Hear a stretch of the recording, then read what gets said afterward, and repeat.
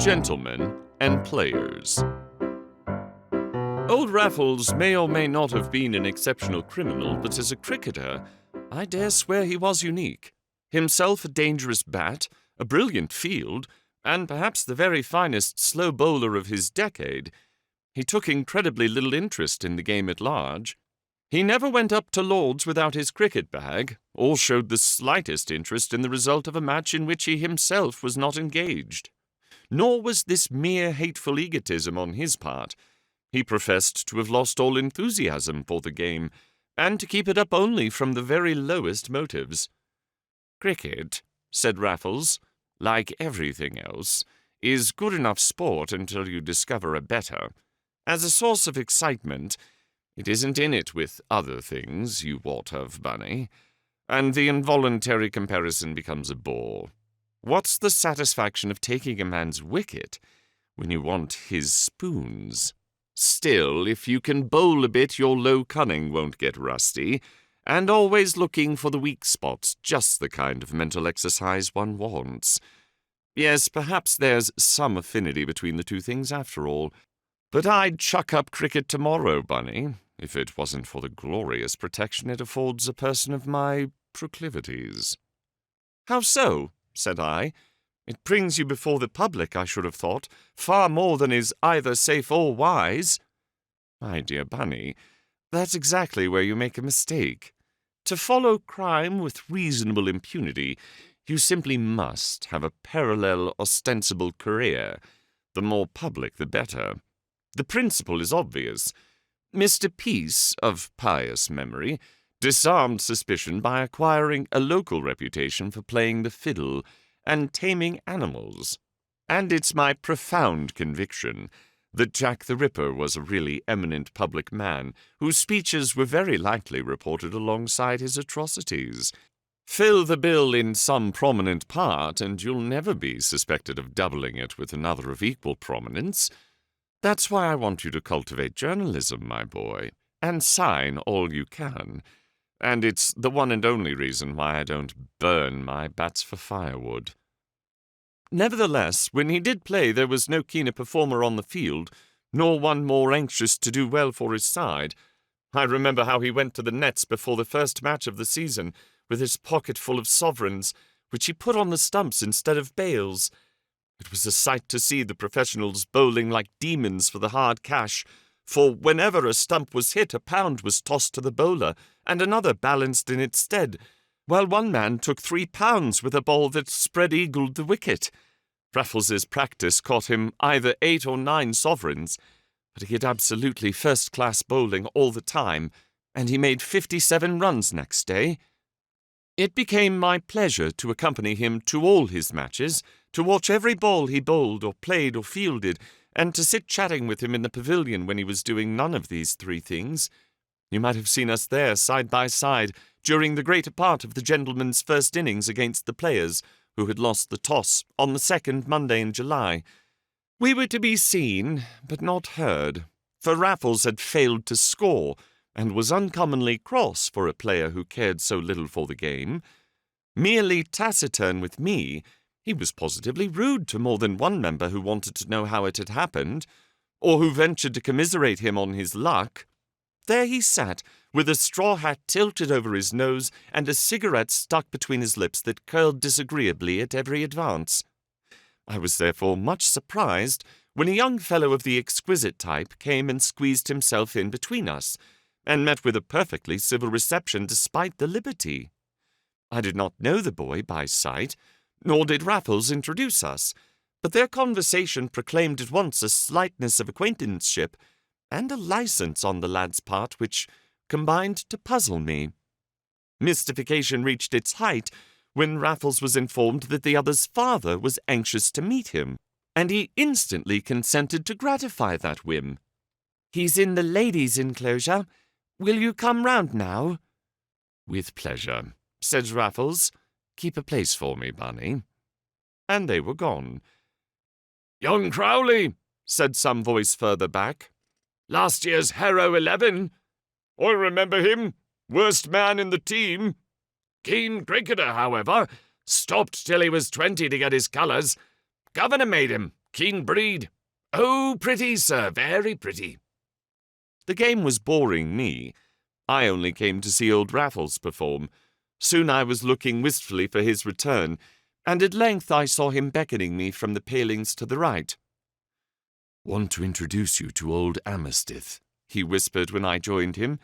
"They've got a cricket week next month, when this boy Crowley comes of age, and we've both got to go down and play." "Both?" I echoed. "But I'm no cricketer." "Shut up," says Raffles. "Leave that to me. I've been lying for all I'm worth," he added sepulchrally as we reached the bottom of the steps. "I trust you not to give the show away." There was a gleam in his eye that I knew well enough elsewhere, but was unprepared for in those healthy, sane surroundings, and it was with very definite misgivings and surmises that I followed the Zingari blazer through the vast flower bed of hats and bonnets that bloomed beneath the ladies' awning. Lord Amistith was a fine-looking man with a short moustache and a double chin. He received me with much dry courtesy, through which, however, it was not difficult to read a less flattering tale. I was accepted as the inevitable appendage of the invaluable Raffles, with whom I felt deeply incensed as I made my bow.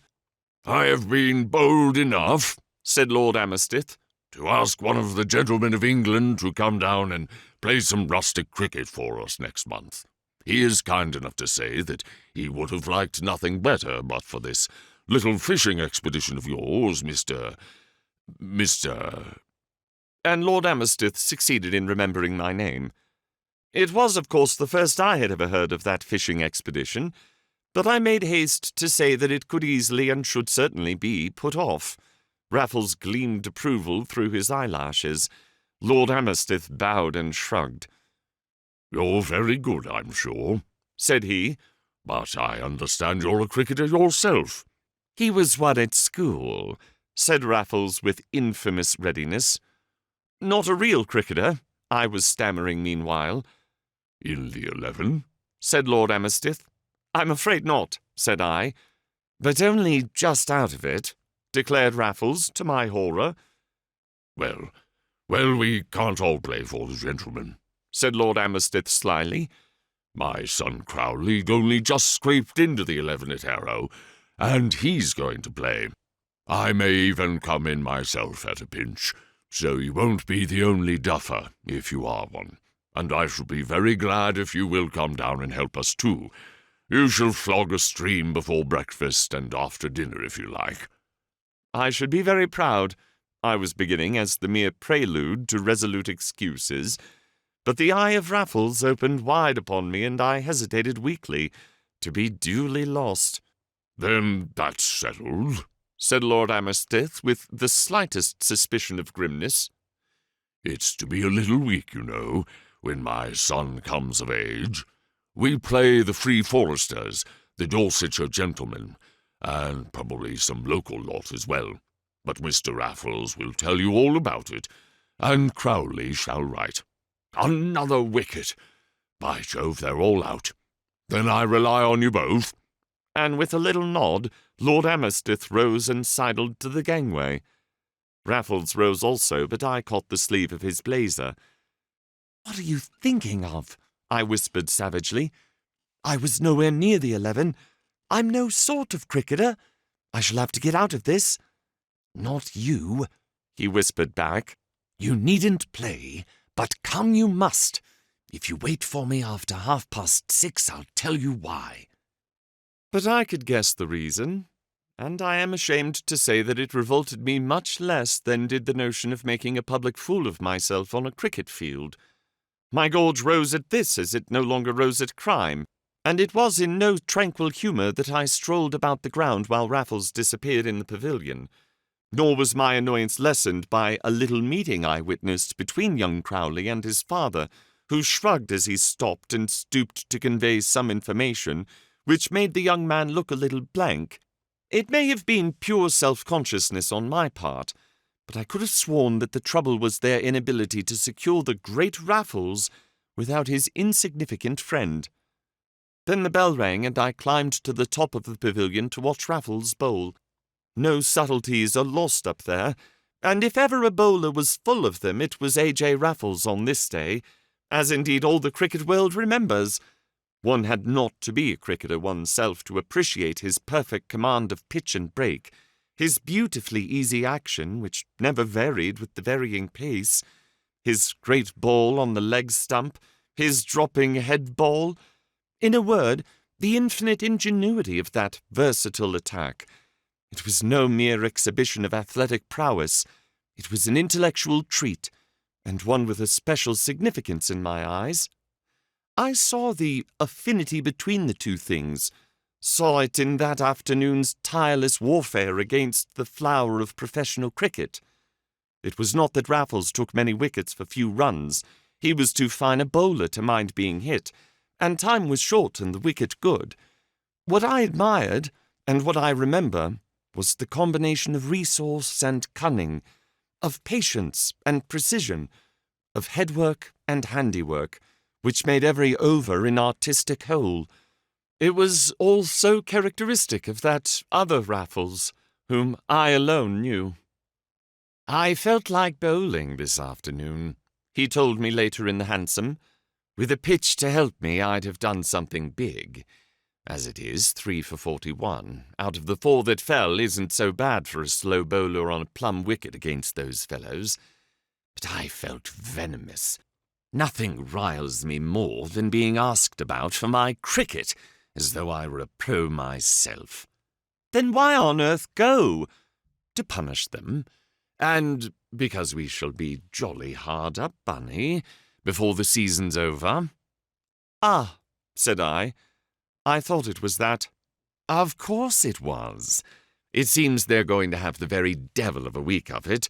Balls, dinner parties, swagger house party, general junketings, and obviously a houseful of diamonds as well.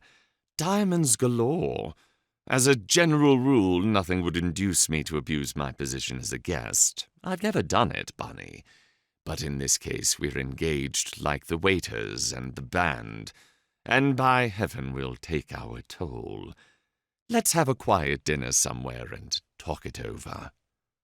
"It seems rather a vulgar sort of theft," I could not help saying, and to this, my single protest, Raffles instantly assented. "It is a vulgar sort," said he, "but I can't help that. We're getting vulgarly hard up again, and there's an end on it. Besides, these people deserve it and can afford it. And don't you run away with the idea that all will be plain sailing. Nothing will be easier than getting some stuff, and nothing harder than avoiding all suspicion, as, of course, we must. We may come away with no more than a good working plan of the premises. Who knows? In any case, there's weeks of thinking in it for you and me." But with those weeks, I will not weary you further than by remarking that the thinking was done entirely by Raffles, who did not always trouble to communicate his thoughts to me. His reticence, however, was no longer an irritant. I began to accept it as a necessary condition of these little enterprises, and after our last adventure of the kind, more especially after its denouement, my trust in Raffles was much too solid to be shaken by a want of trust in me, which I still believe to have been more the instinct of the criminal than the judgment of the man. It was on Monday the 10th of August that we were due at Milchester Abbey, Dorset, and the beginning of the month found us cruising about that very country with fly-rods actually in our hands. The idea was that we should acquire at once a local reputation as decent fishermen and some knowledge of the countryside, with a view to further and more deliberate operations in the event of an unprofitable week. There was another idea which Raffles kept to himself until he had got me down there. Then one day he produced a cricket ball in a meadow we were crossing and threw me catches for an hour together. More hours he spent in bowling to me on the nearest green, and if I was never a cricketer, at least I came nearer to being one by the end of that week than ever before or since. Incident began early on the Monday. We had sallied forth from a desolate little junction within quite a few miles of Milchester, had been caught in a shower, had run for shelter to a wayside inn. A florid, overdressed man was drinking in the parlour, and I could have sworn it was at the sight of him that Raffles recoiled on the threshold, and afterwards insisted on returning to the station through the rain. He assured me, however, that the odour of stale ale had almost knocked him down, and I had to make what I could of his speculative downcast eyes and knitted brows. Milchester Abbey is a grey quadrangular pile, deep set in rich woody country and twinkling with triple rows of quaint windows, every one of which seemed alight as we drove up just in time to dress for dinner. The carriage had whirled us under I know not how many triumphal arches in process of construction, and past the tents and flagpoles of a juicy-looking cricket field, on which Raffles undertook to bowl up to his reputation. But the chief signs of festival were within, where we found an enormous house party assembled, including more persons of pomp, majesty, and dominion than I had ever encountered in one room before. I confess I felt overpowered. Our errand and my own presences combined to rob me of an address upon which I have sometimes plumed myself, and I have a grim recollection of my nervous relief when dinner was at last announced. I knew little what an ordeal it was to prove. I had taken in a much less formidable young lady than might have fallen to my lot. Indeed, I began by blessing my good fortune in this respect. Miss Melhuish was merely the rector's daughter, and she had only been asked to make an even number. She informed me of both facts before the soup reached us, and her subsequent conversation was characterized by the same engaging candour. It exposed what was little short of a mania for imparting information. I had simply to listen, to nod, and to be thankful. When I confessed to knowing very few of those present, even by sight, my entertaining companion proceeded to tell me who everybody was, beginning on my left and working conscientiously round to her right. This lasted quite a long time and really interested me, but a great deal that followed did not. And obviously, to recapture my unworthy attention, Miss Melhuish suddenly asked me in a sensational whisper whether I could keep a secret. I said I thought I might, whereupon another question followed, in still lower and more thrilling accents. "Are you afraid of burglars?" Burglars? I was roused at last. The word stabbed at me. I repeated it in horrified query. "So, I've found something to interest you at last," said Miss Melhuish in naive triumph. "Yes, burglars, but don't speak so loud. It's supposed to be kept a great secret. I really oughtn't to tell you at all. But what is there to tell?" I whispered with satisfactory impatience. "You promise not to speak of it?" "Of course." "Well then, there are burglars in the neighbourhood." "Have they committed any robberies?" "Not yet." "Then how do you know?" "They've been seen in the district. 2 well-known London thieves." 2? I looked at Raffles. I had done so often during the evening, envying him his high spirits, his iron nerve, his buoyant wit, his perfect ease and self-possession. But now I pitied him. Through all my own terror and consternation, I pitied him as he sat eating and drinking and laughing and talking, without a cloud of fear or of embarrassment on his handsome, taking daredevil face. I caught up my champagne and emptied the glass. "Who has seen them?" I then asked calmly. "A detective. They were traced down from town a few days ago. They are believed to have designs on the Abbey." "But why aren't they run in?" "Exactly what I asked Papa on the way here this evening. He says there is no warrant out against the men at present, and all that can be done is to watch their movements." "Oh, so they are being watched?" "Yes, by a detective who is down here on purpose. And I heard Lord Amersteth tell Papa that they had been seen this afternoon at Warbeck Junction." The very place where Raffles and I had been caught in the rain. Our stampede from the inn was now explained. On the other hand, I was no longer to be taken by surprise by anything that my companion might have to tell me, and I succeeded in looking her in the face with a smile. "This is really quite exciting, Miss Melhuish," said I. "May I ask how you come to know so much about it?" "It's Papa," was the confidential reply. "Lord Amersteth consulted him, and he consulted me. But for goodness sake, don't let it get about. I can't think what tempted me to tell you." "You may trust me, Miss Melhuish. But aren't you frightened?" Miss Melhuish giggled. "Not a bit. They won't come to the rectory. There's nothing for them there. But look round the table. Look at the diamonds. Look at old Lady Melrose's necklace alone." The Dowager Marchioness of Melrose was one of the few persons whom it had been unnecessary to point out to me. She sat on Lord Amersteth's right, flourishing her ear trumpet and drinking champagne with her usual notorious freedom, as dissipated and kindly a dame as the world has ever seen. It was a necklace of diamonds and sapphires that rose and fell about her ample neck. "They say it's worth £5,000 at least," continued my companion. "Lady Margaret told me so this morning. That's Lady Margaret, next to your Mr. Raffles, you know. And the old dear will wear them every night. Think what a haul they would be. No, we don't feel in immediate danger at the rectory." When the ladies rose, Miss Melhuish bound me to fresh vows of secrecy, and left me, I should think, with some remorse for her indiscretion, but more satisfaction at the importance which it had undoubtedly given her in my eyes. The opinion may smack of vanity, though in reality the very springs of conversation reside in that same human, universal itch to thrill the auditor. The peculiarity of Miss Melhuish was that she must be thrilling at all costs, and thrilling she had surely been. I spare you my feelings of the next 2 hours. I tried hard to get a word with Raffles, but again and again I failed. In the dining-room he and Crowley lit their cigarettes with the same match and had their heads together all the time.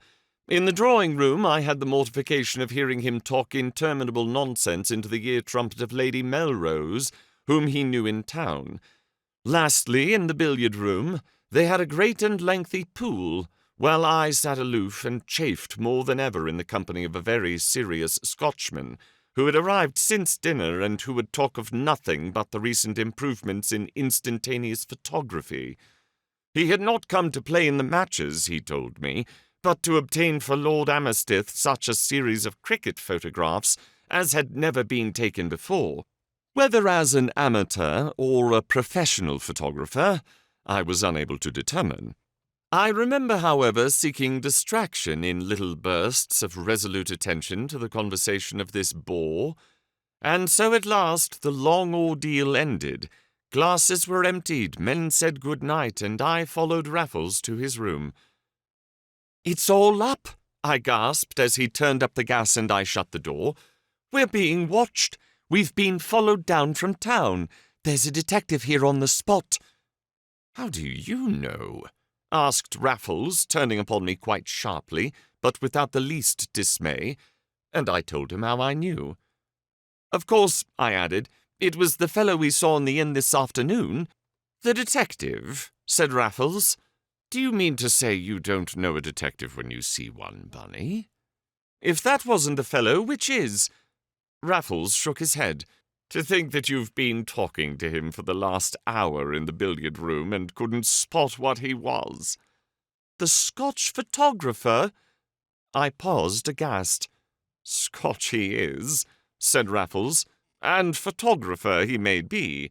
He is also Inspector Mackenzie of Scotland Yard, the very man I sent the message to that night last April. And you couldn't spot who he was in a whole hour. Oh, Bunny, Bunny, you were never built for crime." "But," said I, "if that was Mackenzie, who was the fellow you bolted from at Warbeck?" "The man he's watching." "But he's watching us." Raffles looked at me with a pitying eye and shook his head again before handing me his open cigarette case. "I don't know whether smoking's forbidden in one's bedroom, but you'd better take one of these and stand tight, Bunny, because I'm going to say something offensive." I helped myself with a laugh. Say what you like, my dear fellow, if it really isn't you and I that Mackenzie's after. Well, then, it isn't, and it couldn't be, and nobody but a born bunny would suppose for a moment that it was. Do you seriously think he would sit there and knowingly watch his man playing pool under his nose? Well, he might. He's a cool hand, Mackenzie. But I'm not cool enough to win a pool under such conditions. At least, I don't think I am. It would be interesting to see. The situation wasn't free from strain as it was, though I knew he wasn't thinking of us. Crowley told me all about it after dinner, you see, and then I'd seen one of the men for myself this afternoon. You thought it was a detective who made me turn tail at that inn. I really don't know why I didn't tell you at the time, but it was just the opposite. That loud, red-faced brute is one of the cleverest thieves in London, and I once had a drink with him and our mutual friends. I was in Eastender from tongue to toe at the moment, but you will understand that I don't run unnecessary risks of recognition by a brute like that.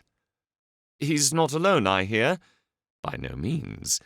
There's at least one other man with him, and it's suggested that there may be an accomplice here in the house. Did Lord Crowley tell you so? Crowley and the champagne between them. In confidence, of course, just as your girl told you. But even in confidence, he never let on about Mackenzie. He told me there was a detective in the background, but that was all.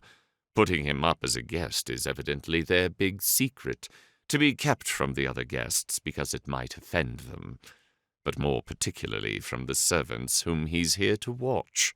That's my reading of the situation, Bunny, and you will agree with me that it's infinitely more interesting than we could have imagined it would prove. But infinitely more difficult for us, said I with a sigh of pusillanimous relief. Our hands are tied for this week, at all events. Not necessarily, my dear Bunny, though I admit that the chances are against us. Yet I'm not so sure of that either. There are all sorts of possibilities in these three-cornered combinations. Set A to watch B, and he won't have an eye left for C. That's the obvious theory, but then Mackenzie's a very big A. I should be sorry to have any boodle about me with that man in the house, yet it would be great to nip in between A and B and score off them both at once. It would be worth a risk, Bunny, to do that. It would be worth risking something merely to take on old hands like B and his men at their own old game. Bunny? That would be something like a match. Gentlemen and players at single wicket, by Jove. His eyes were brighter than I had known them for many a day. They shone with the perverted enthusiasm which was roused in him only by the contemplation of some new audacity. He kicked off his shoes and began pacing his room with noiseless rapidity.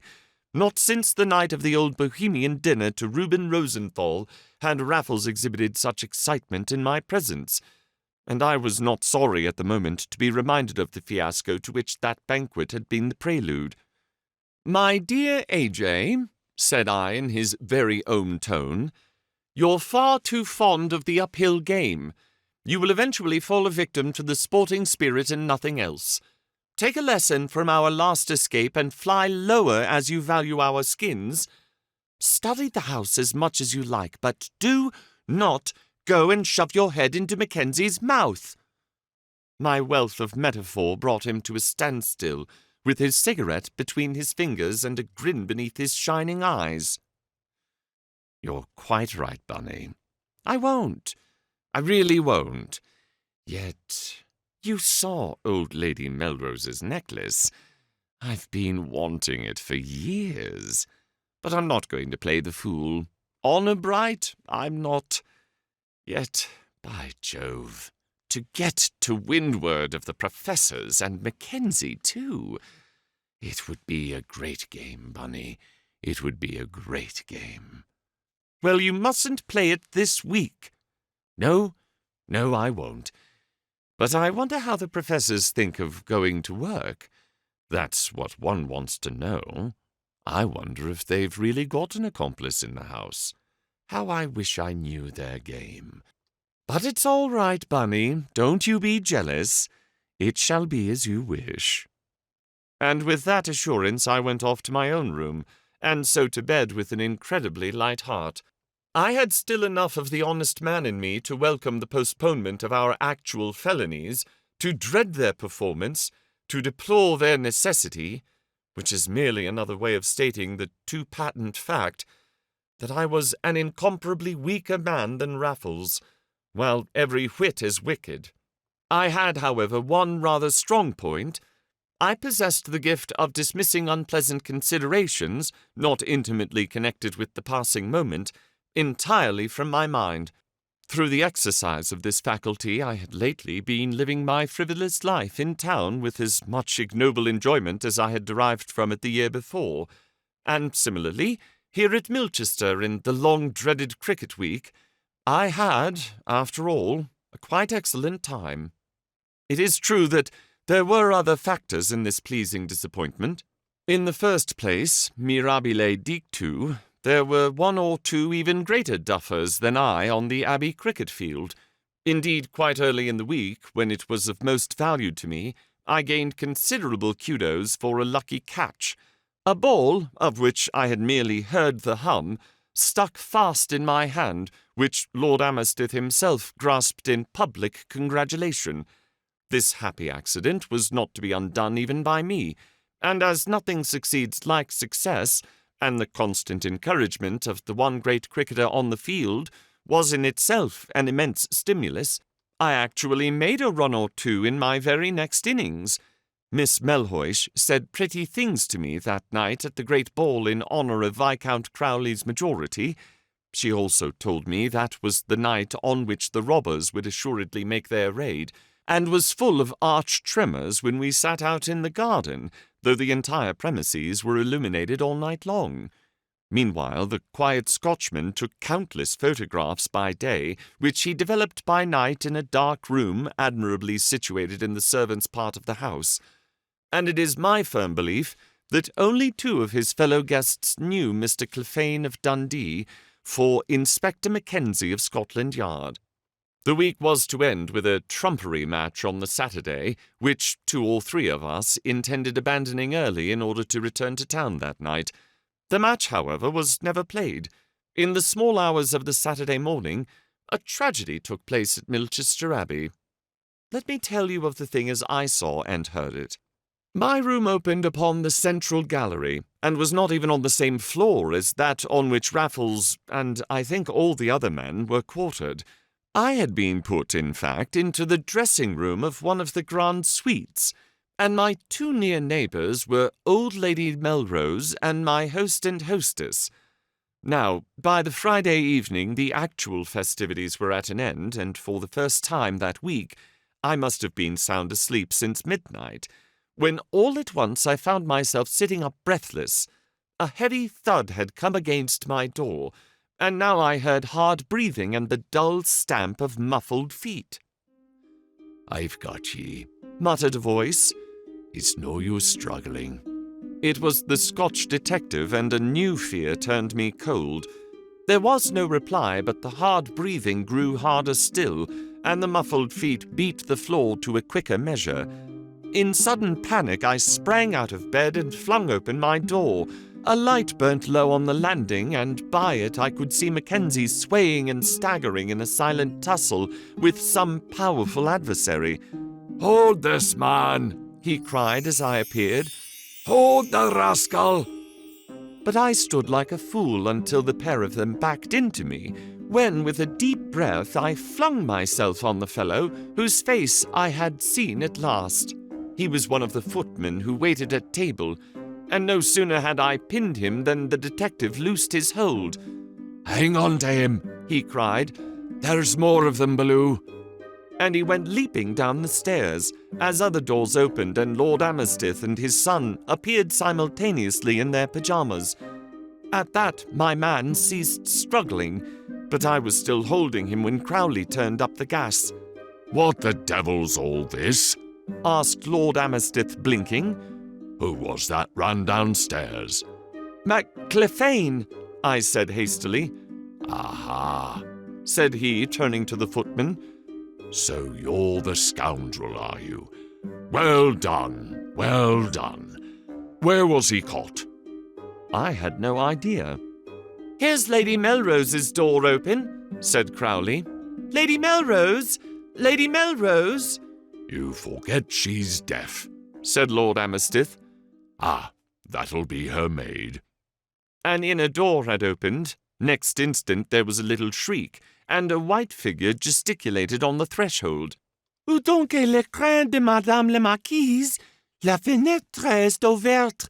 Il a disparu." Window open and jewel case gone? By Jove! exclaimed Lord Amersteth.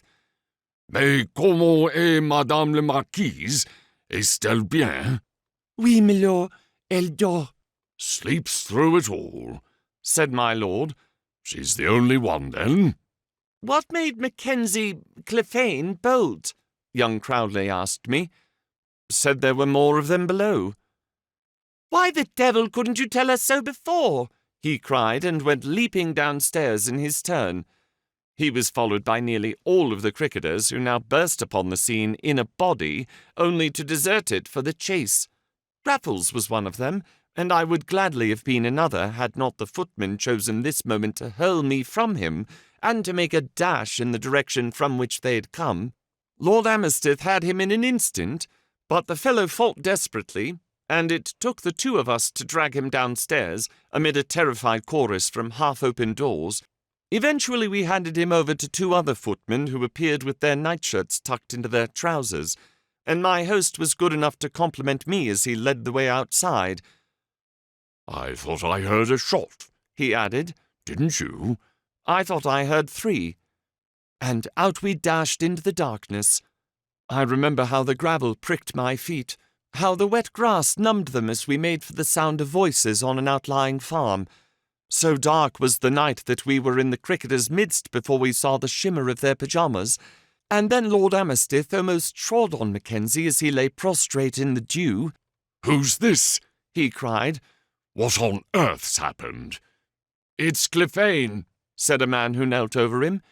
"He's got a bullet in him somewhere." "Is he alive?" "Barely."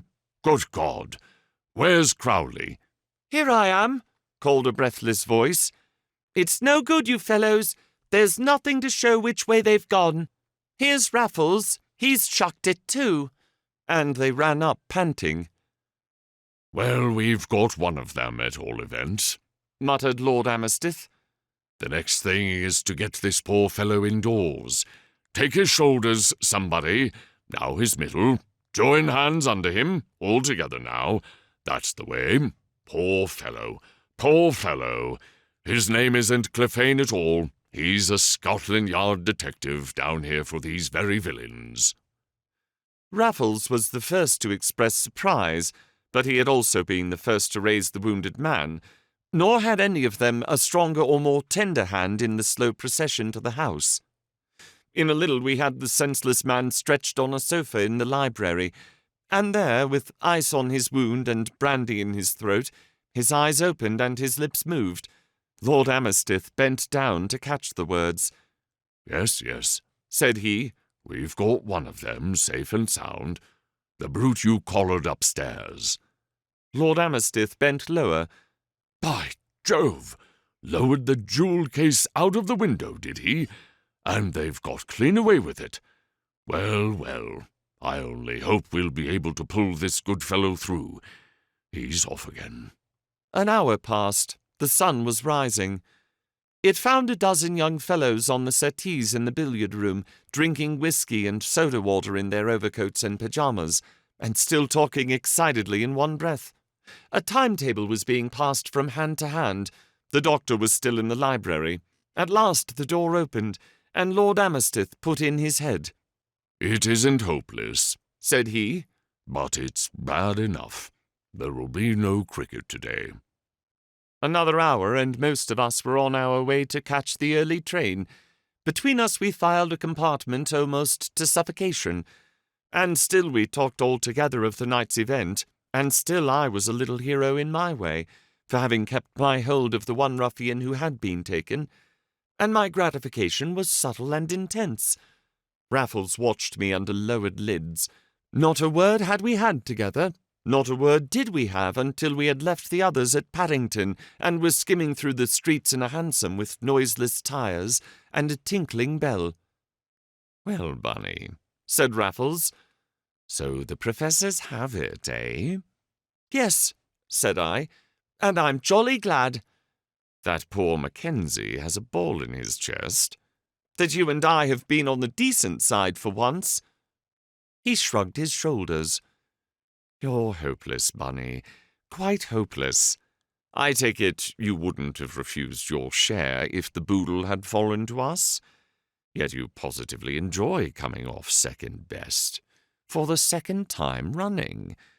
I confess, however, that the professor's methods were full of interest to me. I, for one, have probably gained as much in experience as I have lost in other things. That lowering the jewel case out of the window was a very simple and effective expedient. 2 of them had been waiting below for it for hours." "How do you know?" I asked. "I saw them from my own window, which was just above the dear old lady's. I was fretting for that necklace in particular when I went up to turn in for our last night, and I happened to look out of my window. In point of fact, I wanted to see whether the one below was open, and whether there was the slightest chance of working the oracle with my sheet for a rope. Of course, I took the precaution of turning my light off first, and it was a lucky thing I did. I saw the pros right down below, and they never saw me. I saw a little tiny luminous disk, just for an instant, and then again for an instant a few minutes later. Of course I knew what it was, for I have my own watch dial daubed with luminous paint. It makes a lantern of sorts when you can get no better. But these fellows were not using theirs as a lantern. They were under the old lady's window. They were watching the time. The whole thing was arranged with their accomplice inside. Set a thief to catch a thief. In a minute I had guessed what the whole thing proved to be." "And you did nothing?" I exclaimed. "On the contrary, I went downstairs and straight into Lady Melrose's room." "You did?" "Without a moment's hesitation. To save her jewels. And I was prepared to yell as much into her ear trumpet for all the house to hear. But the dear lady is too deaf and too fond of her dinner to wake easily." "Well?" "She didn't stir." "And yet you allowed the professors, as you call them, to take her jewels, case and all?" "All but this," said Raffles, thrusting his fist into my lap. "I would have shown it to you before, but really, old fellow, your face all day has been worth a fortune to the firm." And he opened his fist to shut it next instant on the bunch of diamonds and of sapphires that I had last seen encircling the neck of Lady Melrose.